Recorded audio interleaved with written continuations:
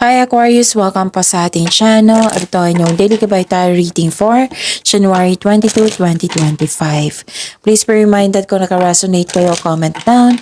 Kung hindi kayo naka-resonate, ibigay niyo po sa iba kasi general reading po ito. This is for you, Aquarius, ngayong January 22, 2025.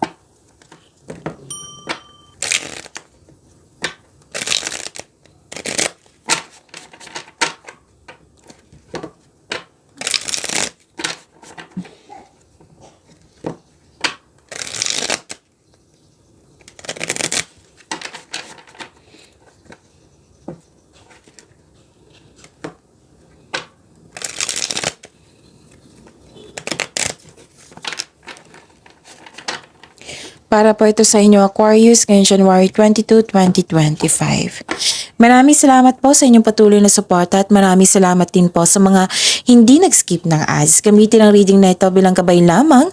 Sa mga hindi pa nag-subscribe, subscribe na po kayo at click bell notification para malaman nyo na may bago tayong video. Para sa mga gustong magpa-reading po, may lumabas dyan sa screen nyo ngayon. Panoorin nyo po at sundin ng instruction. Spirits Guide, mga ganap pa para kay Aquarius ngayong January 22, 2025. I need 3 cards po.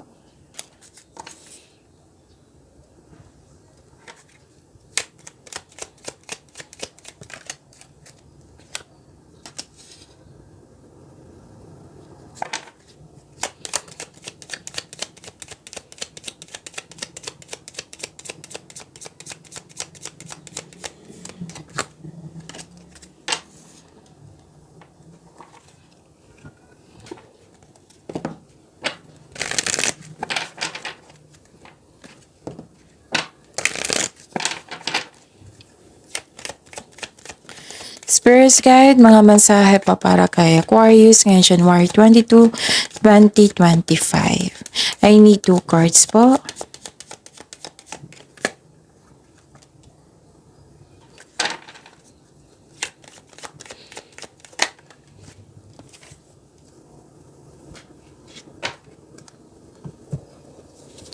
Okay. Aquarius ngayon January 22, 2025. Pwedeng may bisita kayo ngayon or kayo ang bisita. Okay? Pwedeng may bisita kayo ngayon or kayo ang bisita. Pwede din na may dumating na news or information na agad mong bigyan ng aksyon, ng agarang aksyon o reaksyon. Pwede din tinawagan kayo nito ha or sinabihan kayo. Okay? Sinabihan kayo or tinawagan kayo. Nakita ko dito na sinamahan ka ng favorite person mo. Nagkaroon ng companion po. Nakita ko dito na nagkaroon po ng companion. Pwede din may bago kayong kasamahan or kaibigan na magaan ang loob mo sa kanya. Pwede din may bago kayong gamit ngayon na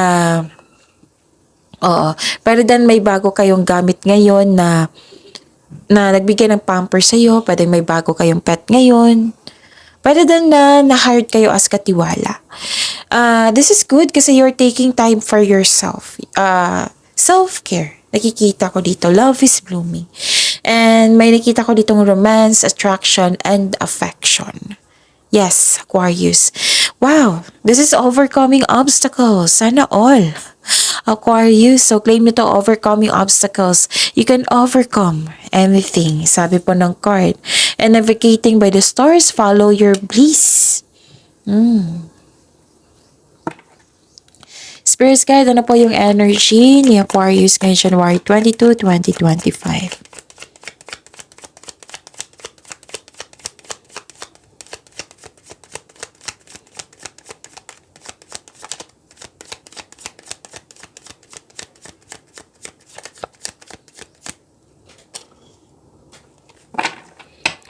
And the clarification of this card po.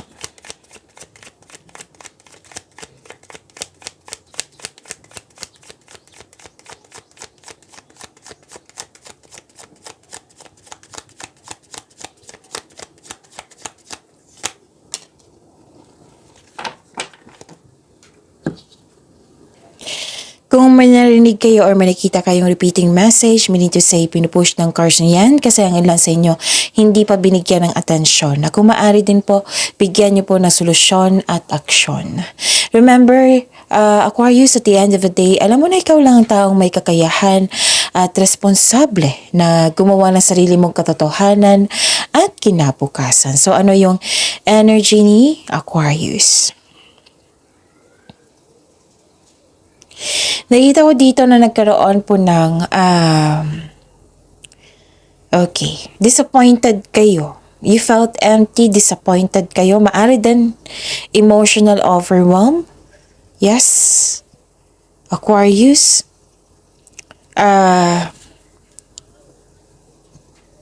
Nakita ko dito na,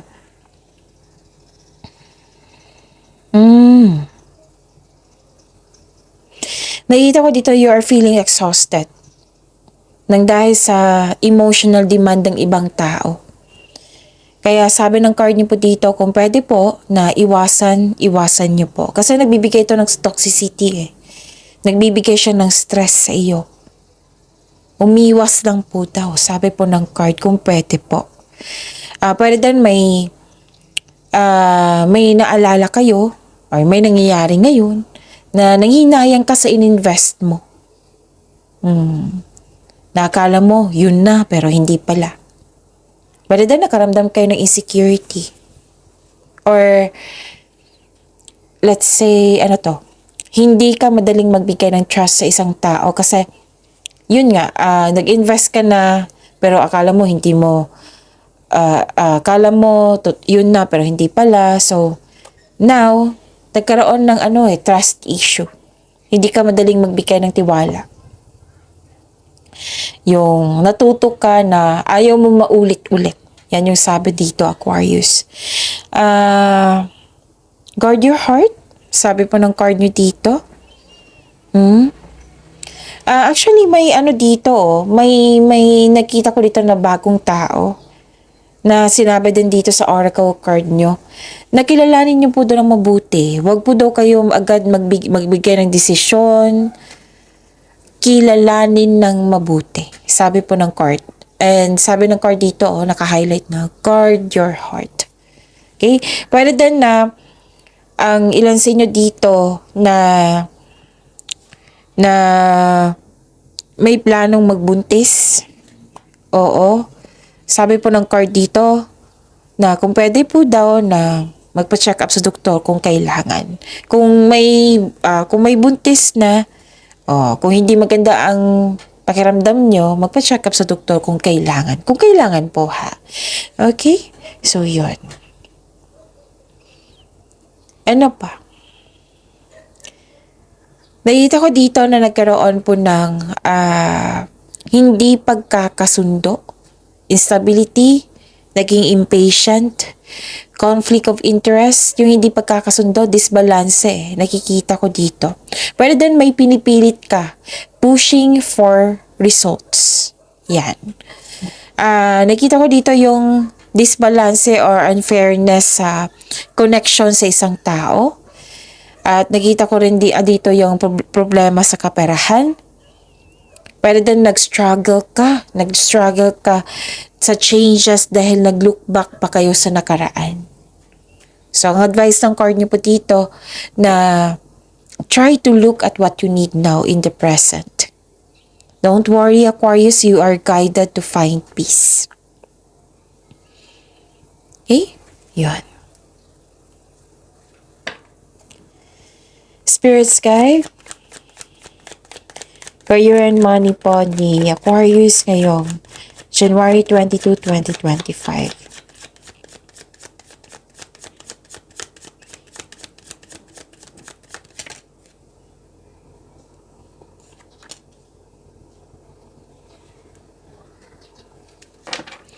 And the clarification of this card po.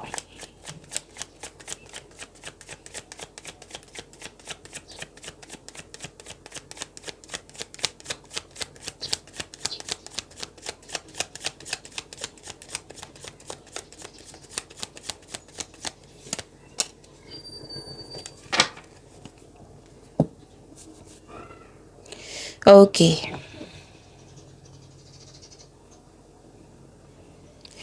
Nakita ko dito na nagkaroon po ng naging impatient eh. Dalawang card na nagsabi dito, naging impatient po kayo. Again, naging impatient kayo sa isang tao or sa isang bagay. Pwede din sa trabaho. May kakilala kayo na matigas ang ulo na ayaw makinig. Pwedeng kasamahan mo na to ha, Aquarius, kasi lagi ko tong nababasa sa inyo na nagkonsumisyon kayo or may problema kayo sa isang tao na yun nga, ayaw makinig, mahirap kausap, matigas ang ulo, ayaw makinig. Okay. This card asks you to not surrender, Aquarius. Huwag kang susuko, gaano man kahirap ang mga pagsubok po. So, do not give up. Maaari din na inip ka ha kasi nagkaroon ng delay. May nakikita kong delay dito. Delay sa paggawa ng desisyon kasi may tutol. Delay sa paggawa ng aksyon kasi may hesitation. Delay sa hinintay nyo. Pwedeng ganun. Basta habaan nyo po ang pasensya nyo. Hindi naman yan cancela eh. Delay lang po iyan. Okay? So, para sa mga naghihintay dito, huwag kayong mag-give up. Yan yung pinaka-highlight dito na pinupush ng cards dito na kayanin nyo po. Okay? So, yun. Ano pa? Nakita ko rin dito na nagkaroon po ng movement. Pwedeng mabilisang action to ha. At the end of the day, mabilisan na action, movement, bibigyan mo ng action, transition din ito. Pwedeng may biyahe din kayo ngayon. Paglilipat sa isang lugar. Pwedeng ganun. Wow, this is a blessings. Ideas is a blessings po. Isa o maraming alok o idea ang darating sa iyo, Aquarius. Please expect na magiging busy kayo ngayong araw na ito. Oo. May parating na exciting new opportunities po na bibigyan mo ng agarang aksyon. Kasi excited ka oh. Excited po kayo. So, lahat ng air signs, Gemini, Libra, and Aquarius, excited ngayong araw na ito. And financial stability is yours. Nakikita ko dito, Aquarius, claim nyo na. Nagkaroon ng abundance sa kaperahan mo ngayon, sa inyong trabaho ngayon. So, claim nyo to ha. Aquarius, ang ganda po. May mabilisang paggawa ng desisyon dito. So, nyo ha, kung gagawa ka ng desisyon, siguraduhin karapat-dapat pa yan, okay? Kasi mabilisan eh. Siguraduhin karapat-dapat pa yan. Basta darating na yung mensahe. Kung nagkaroon ng delay, yung delay, darating na po ito sa araw na ito. May parating na blessings na magbibigay saya sa'yo. Yun yung sabi ko sa inyo na dalawang card kasi nagsabi dito na may paglilipat or biyahe or may darating na tao sa buhay mo ngayon na magbibigay siya ng inspirasyon or tulong sa iyo. Okay? Yun. So, accept these blessings. Ang ganda-ganda po. Actually, dalawang card na po nagsabi dito na may ganap na away. Argument, away, conflict, argument. Basta nakikita ko dito. Dalawang card na nagsabi niyan ha. So, pay attention because that is a repeating message. Okay? Kung maaari, bigyan niyo po ng action or reaction. Pero doon may bossy kayo na kasamahan dyan or boss na toxic. So, ang sabi ng card dito, kung pwede, iwasan nyo na lang po. So, know when it's time to walk away from an environment na hindi nakatulong sa iyong growth at hindi nakapagbigay ng peace of mind sa iyo. And listen to your intuition also. Kasi it will guide you away from toxic people or toxic place. Kung pwede lang po, iwasan nyo na. Kasi dito pa lang sa simula, kung pwede, iwasan. Basta iwasan na lang. Do not accept wag nyo ang tanggapin yung toxicity ng isang tao. Okay, wala namang problema sa iyo, Aquarius. Ang yung problema, yung toxic ng tao. So, wag nyo tanggapin yung pag-uugali niya, yung energy niya. Kasi sa kanya yan siya ang nag-create niyan. Wag nyo tanggapin yung energy niya. Okay, so yun. Mag-ingat din sa mga sinasabi at ginagawa kasi baka sasabog eh. Okay? Kaya yun nga yung sabi ng card nyo dito, kung pwede umiwas na lang po. Or, kung kaya, kung open-minded tong taong to, address your hurt feelings. Kasi addressing hurt feelings often leads to improved communication. Okay? At ano pa? Nakikita ko rin dito na nagkaroon po ng wow. Ang ganda. Ilang beses na lumabas dito. May parating na opportunity po. And yung financial stability, naulit na naman yung mensahe dito, but different card. So, accept this opportunity.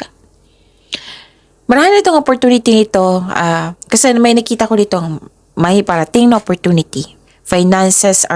Your finances are improving also. So, it might be this opportunity magbigay sa iyo ng financial stability or financial stable na kayo at mas maging stable yung financial nyo nang dahil sa opportunity na ito. And you are becoming more confident sa trabaho mo ngayon, sa mga ginagawa mo ngayon. This is good. You're showing your kindness to everyone. Malakas talaga yung intuition nyo. Makinig din ha sa inyong intuition. Importante yan.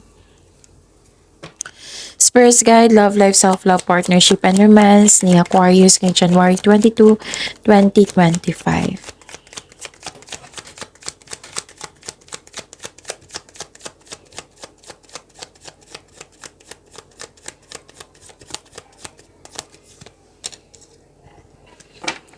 And the clarification of this card po.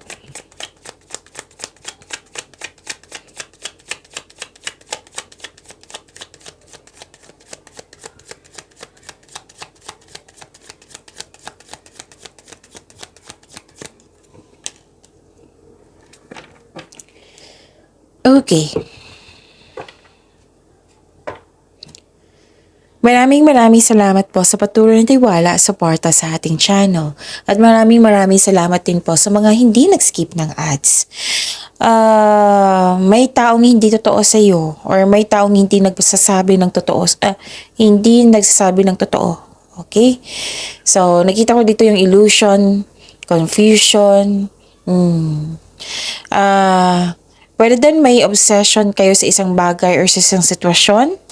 Pwedeng may naging obsessive na isang tao sa iyo. Oo, na-concern mo ngayon.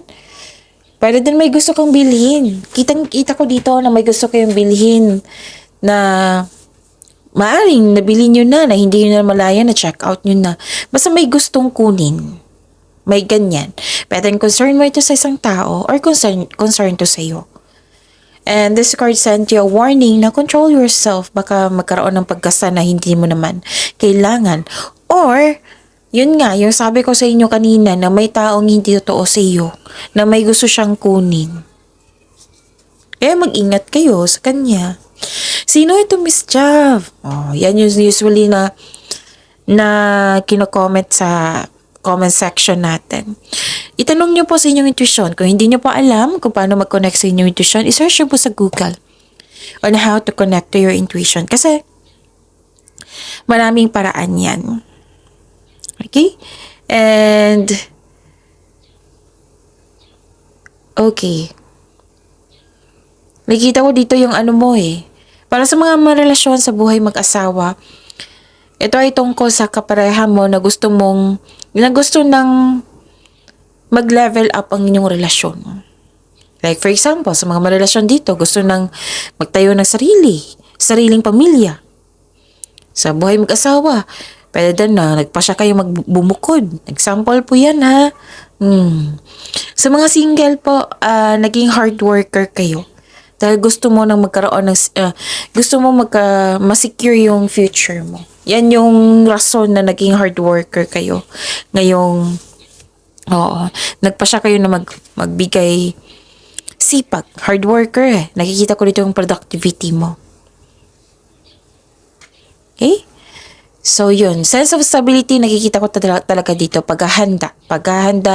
Kaya, sinisikap pagsisikap ang nakikita ko dito. Hard work at dedikasyon para magkaroon ng sense of stability, para maging stable ang inyong relasyon, stable din yung buhay nyo. Gumagawa kayo ng paraan. So, action to ha. Gumagawa kayo ng paraan. This is movement. This is transition. Pwede yung paglilipat ito or gagawa kayo ng action para sa pag-level up nyo. Pagyamanin nyo po yung blessings na binigay sa inyo. Aquarius, see you tomorrow. Please like, subscribe, and click the button for notification para updated po kayo sa daily tarot reading natin. Maraming salamat po.